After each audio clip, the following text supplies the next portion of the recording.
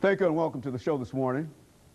The topic this morning is African World Studies, and we're fortunate to have with us to talk about Africa and the part that is played by many people dealing with the study of African studies, Dr. Leonard Jefferies.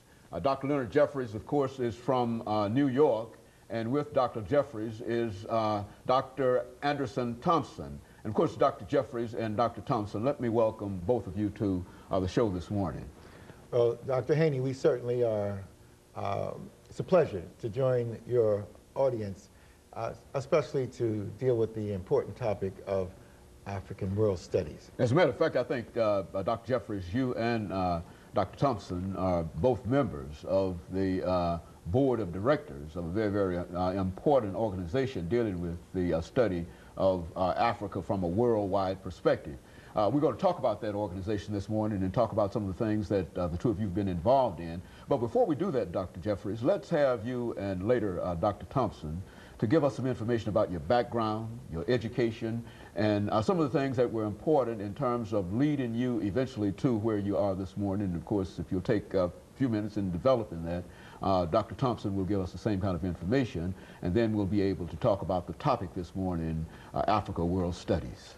Well, certainly, Dr. Haney, I have had a chance to travel around the world, but my beginnings are very, like everyone else, in the urban community of Newark, New Jersey. I was born. My folks are from, my mother's side is Virginia, Farmville, Virginia. My father's side is Kelly, Georgia, south of Atlanta, in the Monticello area. And I've been blessed to come from this very humble home, but to be given a sense of purpose and direction in my life. And so my studies were serious, and my mother and others directed me toward looking at the larger world. So I had a chance to travel. After I went to Lafayette College, I won a Rotary International Fellowship. That allowed me to travel to Europe, study in Switzerland, study in France. That opened up another world to me, a worldview. And shortly after that, I was able to come back and met a black minister who was from Tennessee, Knoxville, Tennessee, the Reverend James H. Robinson, and he had a program called Operation Crossroads Africa, and that gave me a chance to travel to Africa in 1961. And ever since then, I've been able to travel around the world, been over 100 trips to Africa, South America, the Caribbean, and so African world studies is very real to me. I've been able to live it, I've been able to experience it. My PhD was on Africa, the economic development of the Ivory Coast Republic, which is in the news now in Africa. My master's actually was on Africa, too, in African World Studies. It was on the 4-year development plan of the Republic of Senegal in West Africa. So we have had a chance to not only finish the traditional studies in America, but to expand it into the world community and to see Africa worldwide, Africa in Brazil, Africa in the Caribbean, Africa at home here in America, Africa in the, on the continent itself. And we've been able to organize instruments of taking the African world studies and making them work for us. For example, we formed in 1969 the African Heritage Studies Association. That allowed us to look at Africa. And then we also formed later organizations such as the Association for the Study of Classical African Civilization, which is the reason why we're here in Nashville for this coming together of the African world family. Very good. And of course, Dr. Thompson, what about your background and some of your experiences? I'm a product of Chicago by way of Columbus, Mississippi, on my mother's side, and Holly Springs, Mississippi on my father's side.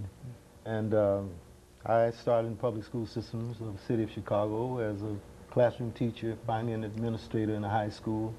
And from that time on up, let us say 1966, I started working at Northeastern Illinois University, Center for Inner City Studies. And we sort of stumbled into studying about Africa. It was during the time there was great African consciousness. Many of the countries overseas were fighting for their independence, and we participated in that program. As a result, we started a kind of an African Caribbean studies program at Northeastern in the city of Chicago. We started traveling to Africa in 1974 to the 6th Pan-African Conference, which took place during that time. And from that point on, we started going to Africa practically every year. Out of this developed many associations and organizations It altered the kind of curriculum we were teaching at the university. And then finally, out of nowhere, came this very important event that took place in Los Angeles in 1984, which was the beginning of the Association for the Study of Classical African Civilization. Since that time, we've all been going back and forth to Egypt, which we don't use the term Egypt, we give it its proper name, Kemet, which is another name, and perhaps we'll discuss that a bit more. Very good. In addition to going to Africa, we've also been going to Brazil, to other places as well, wherever we find African people. Very good, and I tell you, we're getting ready for our first commercial break, Drs. Jefferies and Thompson.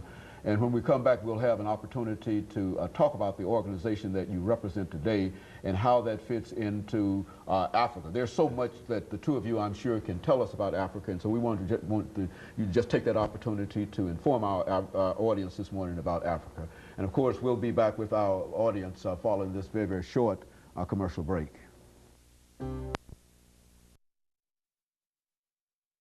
The